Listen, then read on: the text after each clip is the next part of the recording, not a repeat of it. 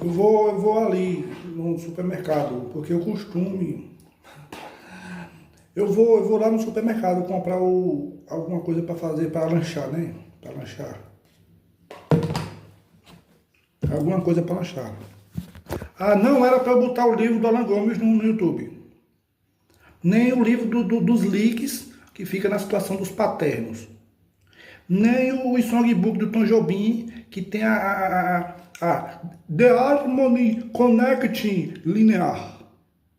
Sim, mas tu sabe que peste é Connect Linear Harmony? Sim, porque você estava dando confusão com a rádio? E por que quando você está tocando um MPB em tríade há mais de 15 anos, quando você vai ser entrevistado, você não diz? Isso aqui é uma conexão, aí você. Aí, mas não tem os modos? Sim, mas eu sei, pô. Mas existe o jazz lento. Tá bom, acabou, tá bom. Deixa de connect linear, deixa de connect.